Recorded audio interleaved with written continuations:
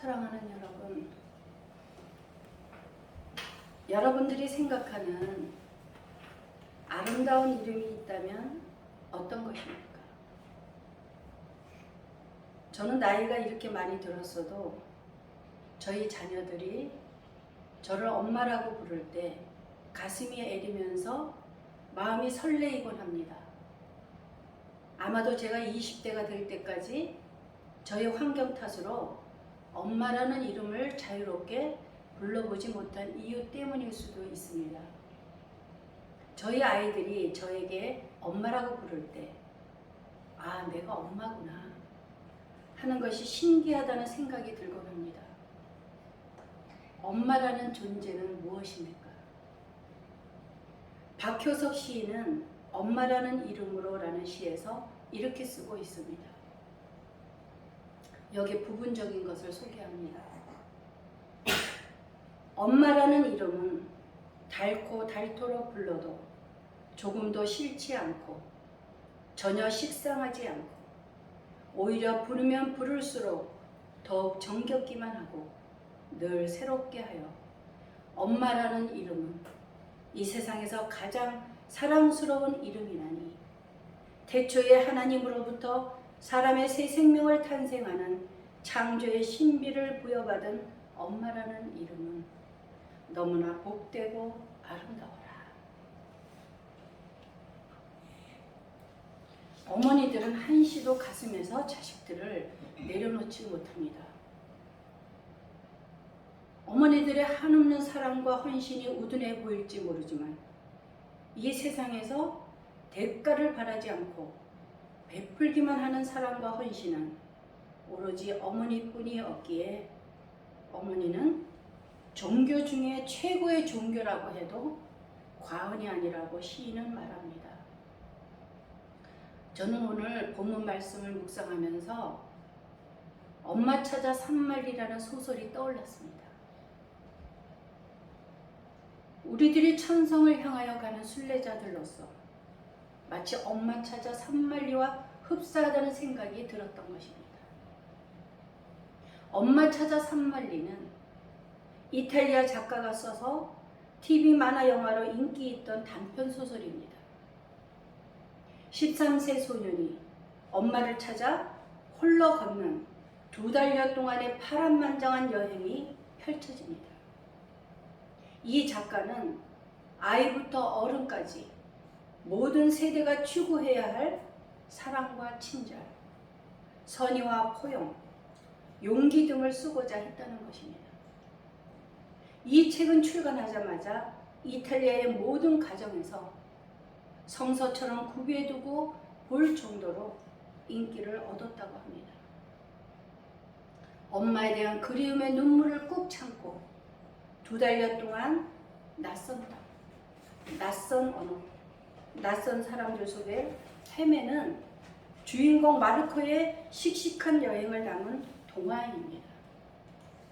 소식이 끊긴 엄마를 찾아서 홀로 대서양을 건너고 팜파스 초원을 걷는 마르코의 용감하고 파란만장한 여행 일지 속에서 이런 대화가 나옵니다. 가거라. 용기 잃지 말고 어디로 가든 넌 혼자가 아니란다. 그럼요. 저는 아무것도 두렵지 않아요. 엄마만 찾을 수 있다. 끝없는 이 길이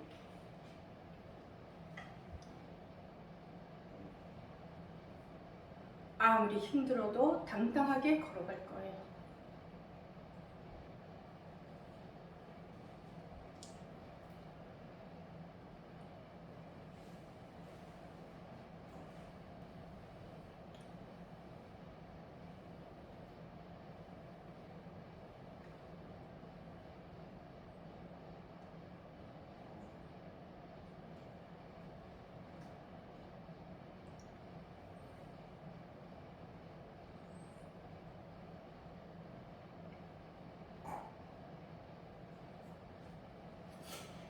마르코는 엄마를 찾겠다는 결함으로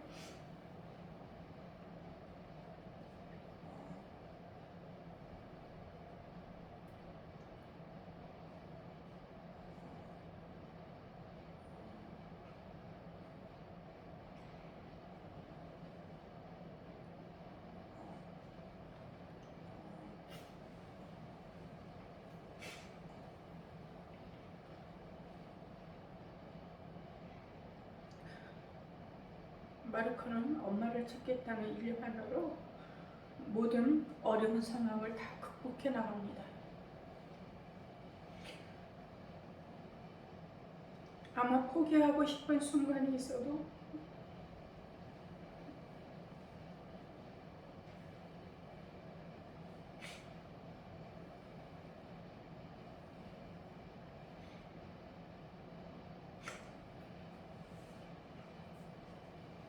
엄마를 찾겠다는 강렬한 목표 때문에 결코 포기할 수 없었을 것입니다.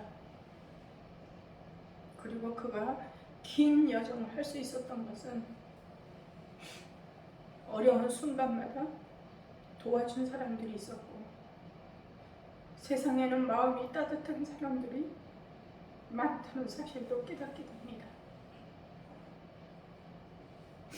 주인공 마르코는 엄마만 찾을 수 있다면 아무것도 두렵지 않다고 말합니다. 사랑하는 여러분, 우리 그리스도인들은 목표가 분명하고 목적 있는 삶을 사는 사람들입니다. 그것은 우리가 부활의 소망을 가지고 있기 때문입니다. 우리는 죽으면 끝나는 것이 아니라 영원한 생명을 약속받은 자들입니다. 그러한 우리들에게 하나님은 말씀하십니다. 가거라. 용기 잃지 말고 어디로 가든 넌 혼자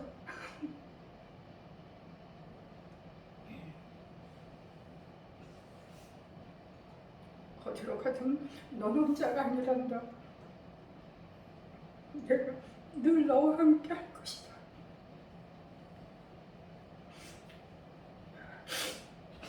예수님께서는 부활하시고 난 후 제자들에게 나타나셔서 내가 세상 끝날까지 너희와 항상 함께 있으리라고 약속하셨습니다.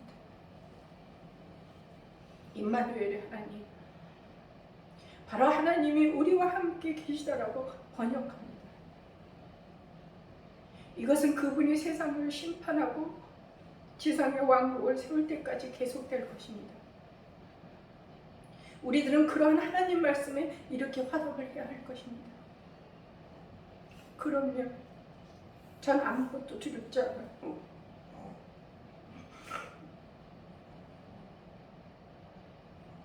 하나님만 찾을 수 있다면 끝없는 이 길이 아무리 힘들어도 당당하게 걸어갈 거예요.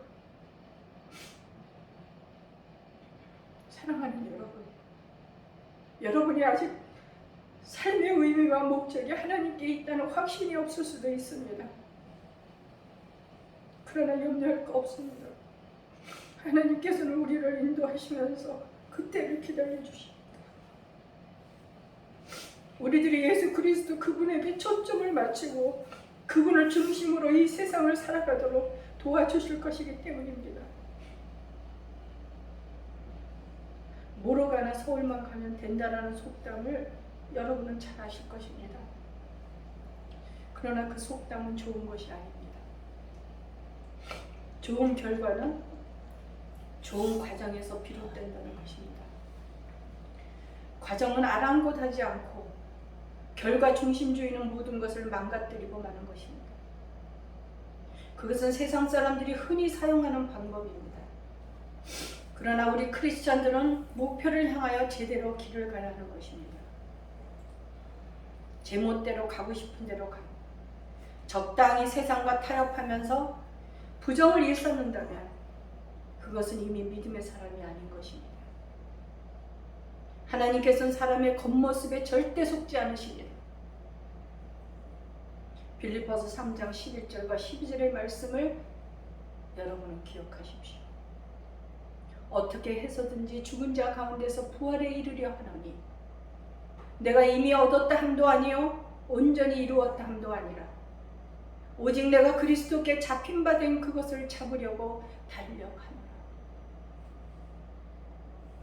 그리고 표대를 향하여 그리스도 예수 안에서 하나님이 위에서 부르신 부름의 상을 위하여 달려간다고 사도 바울은 말씀하고 있는 것입니다. 우리들도 마찬가지입니다. 하나님이 우리들을 그분의 임재 가운데로 부르시는 순간 이 지상에 살면서 도달할 수 없던 표대에 이르고 상을 받는 시간이 될 것입니다. 사랑하는 여러분, 세상에는 예수 그리스도 안에 들어와 있는 사람과 예수 그리스도 밖에 있는 사람으로 두 종류의 사람들이 있습니다. 그런데 간혹 기독교인들은 타 종교인을 배척하는 경향이 있다는 것을 부정할 수 없습니다. 우리는 종교가 다르다고 해서 배척해서 안 되는 것입니다. 하나님께서는 그들 또한 사랑하시기 때문입니다. 우리는 단지 그들보다 조금 일찍 예수 그리스도 안으로 들어오게 된 것을 기억하셔야 된다는 것입니다. 오늘 본문 말씀인 시편 84편은 시온과 그 성전을 노래하는 시편들 중에서도 가장 인기 있는 시편입니다. 하나님이 계시는 곳을 사모하는 기쁨과 여행에 대한 언급과 함께 성전에 들어가는 장면 등을 볼 수 있습니다. 이것은 예루살렘 성전으로 행진하는 순례자들, 영원히 하나님과 함께하는 곳으로 인도하는 순례자로서 인생을 노래하고 있다는 것입니다. 하나님께로 나아가기 위해 시온으로 향하는 대로를 걷고 있는 순례자들은 하나님에 대한 기쁨을 노래한다는 것입니다. 여러분들은 이 예배의 자리에 나오실 때 어떠한 마음으로 나오십니까? 설레는 마음으로, 기쁨과 감사함으로 나오고 계십니까? 우리는 기억해야만 할 것이 있습니다. 눈에 보이지 않지만 우리들은 하나님 앞에 있는 것이고, 눈에 보이지 않지만 이 자리에 성령께서 운행하고 있다는 것을 믿으시기 바랍니다. 1611년 프랑스의 로렌스 형제는 18살 어느 겨울날 나뭇잎을 떨구고 앙상해진 나무를 보며 깊은 생각에 잠겨 있던 중 하나님의 섭리와 능력을 깨닫게 되고 회심하게 됩니다. 그러나 그 후에 많은 어려움을 겪고 부족한 자신을 훈련이라도 시키려는 듯 50살 늦은 나이에 수도원으로 들어갑니다. 그가 그곳에서 하나님의 임재를 통한 깊은 교제의 기쁨을 누리기 시작하면서 하나님의 임재를 연습하는 것에 대하여 이렇게 이야기합니다. 거기에는 어떤 비결 같은 것도 없고 신비로운 것도 없다고 했습니다. 자기 일을 하면서 하나님을 기억하기만 하면 된다는 것입니다. 하나님의 임재 연습은 하나의 습관이 되어서 거의 반사적으로 반응하게 되는 규칙적이고 훈련된 삶의 방식으로 나타나야 한다고 말하고 있습니다. 하나님의 임재를 체험한다는 것은 우리가 일상생활에서 시종 하나님을 생각하는 것이라고 로렌스 형제는 말하고 있습니다. 여러분들은 아마 사랑하는 연인과 뜨겁게 사랑을 해보셨을 것입니다. 하루 종일 연인을 그리워하고 보고 싶어하는 연상을 해보십시오. 바로 그러한 사랑의 대상을 하나님으로 늘 품고 있다면 하나님의 임재를 느낄 수 있을 것입니다. 그런데 여러분, 우리가 이 땅에서 순례자로서 목표를 향하여 달려갈 때 우리는 예측할 수 없는 여러 가지 환난이나 고난을 겪게 됩니다. 그러나 우리는 그러한 문제로 인하여 어려움을 당할 때 하나님께서 우리를 붙들고 계시다는 확신이 있다면 두려워할 필요가 없다는 것입니다. 시편 기자도 확신하고 있습니다. 하나님께 힘을 얻고 더 나아가 시온에서 하나님 앞에 각기 나타나리라는 것입니다. 순례자들은 힘겹게 여행하면서도 그들이 눈물 골짜기로 지나갈 때에 그곳에 많은 샘이 있을 것이며 이른 비가 복을 채워준다고 말하고 있다는 것입니다. 혹시 여러분들 중에 지금 눈물 골짜기로 지나가고 계십니까? 반드시 하나님께서 길을 열어주시고 복을 내려주실 것입니다. 오늘 본문 말씀을 보면 4번에 걸쳐서 만군의 여호와를 부르고 있습니다. 만군의 주, 만군의 하나님이라는 이 칭호는 이스라엘 하나님의 보좌 이름입니다. 시온의 왕으로 거하시는 주를 가리키는 것입니다. 그러니까 만군의 주로서 영광의 왕을 말하는 것입니다. 사랑하는 여러분, 하나님께서는 살아계십니다. 만군의 여호와 하나님은 그저 살아있는 하나님이 아니라 우리에게 생명을 주시는 분이라는 것입니다. 하나님은 태양이시고 생명의 근원이시며 우리들의 방패가 되어주시고 생명의 보호자가 되신다는 것입니다. 그리고 은혜와 영화를 주십니다. 우리 인생에 좋은 것이 모두 다 주님께로부터 오는 것입니다. 그러한 하나님 곁에 가까이 하는 것은 최상의 선이라고 말하는 것입니다. 우리들이 하나님의 처소로 순례하는 것은 우리들의 모든 삶을 하나님으로 향하고 모으는 것을 상징하는 것입니다. 12절에 보면 만군의 여호와여 주께 의지하는 자는 복이 있나이다 라고 말합니다. 우리들은 생명과 선을 택한 자들로서 우리의 삶을 하나님 나라에 맞추어 살아가는 자들입니다. 그렇게 우리들이 복된 자들이 된 것은 바로 하나님이 우리를 특별히 사랑하신 까닭이라는 것입니다. 그렇다면 우리는 어떻게 하면 그 하나님의 얼굴을 뵐 수 있을까요? 시편 24편에 그 대답이 있습니다. 여호와의 산에 오를 자가 누구며 거룩한 산에 설 자가 누구인가? 곧 손이 깨끗하며 마음이 청결하며 뜻을 허탄한 데 두지 아니하며 거짓 맹세를 하지 않는 자이다. 여호와의 산은 시온산을 말하는 것입니다. 주의 성전이 그 산 위에 세워져 있습니다. 성전이 거룩한 이유는 주께서 그곳에 거하는 자들이 그들의 주인의 임재하심을 경험할 수 있도록 주님께서 선택하신 곳이기 때문입니다. 그러나 그 거룩한 곳은 하나님의 속성에 의하여 세상의 다른 모든 것들과는 구별되어야 한다는 것입니다. 하나님을 대적하거나 모순되는 모든 것들로부터 분리되어 구별되어야만 한다는 의미인 것입니다. 그러므로 거룩한 곳에 설 수 있는 자들은 어떤 사람이어야 하는지 살펴보려고 합니다.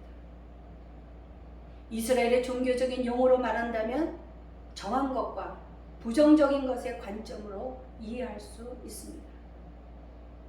그렇게 생각할 때 이 시편에서는 성품이라는 측면에서 그 문제를 취급해야 할 것입니다. 손이 깨끗한 자.